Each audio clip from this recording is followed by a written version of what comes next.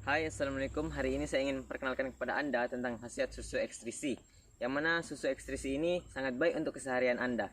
Dan di samping itu ia juga mampu mengatasi masalah penat dan memberikan tenaga yang optimum kepada badan kita, agar kita sentiasa cergas dan bertenaga. Dan di samping itu kita juga boleh mendapatkan khasiat omega 3, 6, dan 9.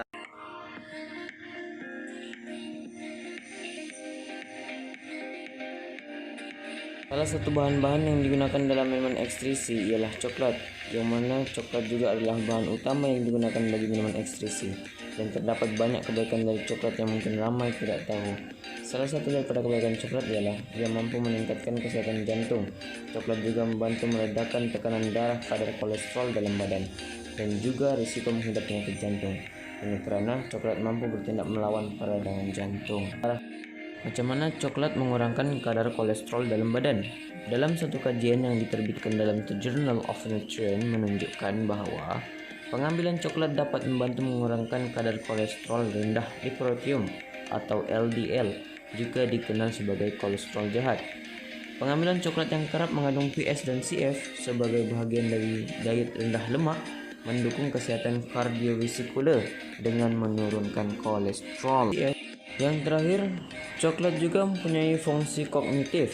Satu kajian diterbitkan dalam The Journal of Nutrition juga, para saintis di Harvard Medical School menyarankan bahwa minum 2 cawan coklat panas sehari dapat membantu menjaga kesehatan otak sehat dan menguatkan ingatan orang tua, karena ia membantu meningkatkan aliran darah ke bahagian otak di mana ia diperlukan.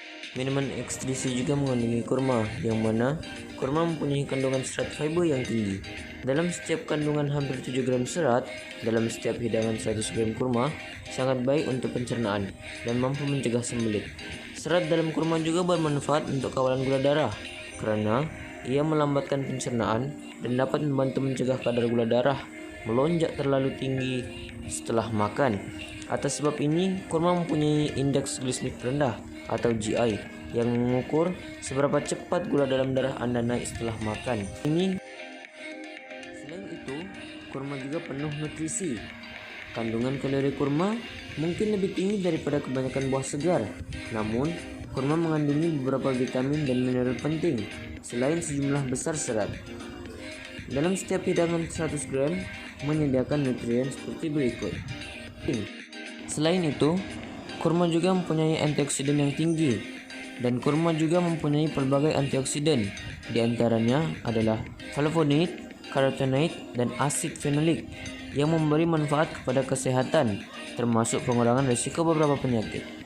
Flavonoid adalah antioksidan yang kuat yang dapat membantu mengurangkan keradangan, dan setelah dikaji, potensi mereka membantu mengurangkan risiko diabetes, penyakit Alzheimer, dan jenis darah tertentu.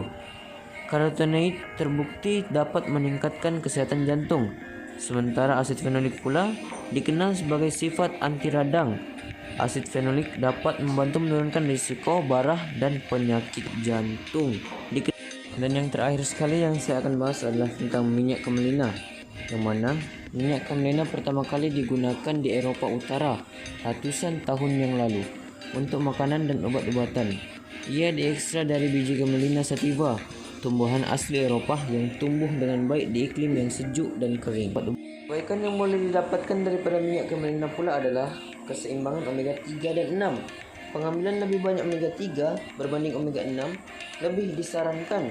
Minyak camelina mempunyai kandungan omega 3 2 kali ganda melebihi minyak omega 6, yang merupakan nisbah yang lebih sehat berbanding minyak zaitun, canola, atau biji bunga matahari yang mempunyai jumlah omega 6 yang lebih tinggi.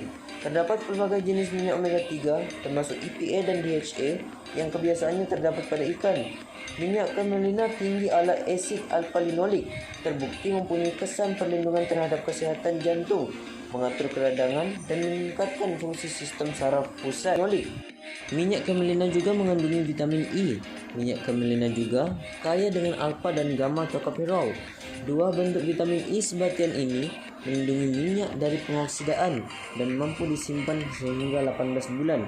Kesan antioksidan dan vitamin E juga penting untuk kesehatan kita, karena ia membantu mencegah kerosakan radikal bebas yang seharusnya dapat mencegah penyakit jantung, artritis, dan darah.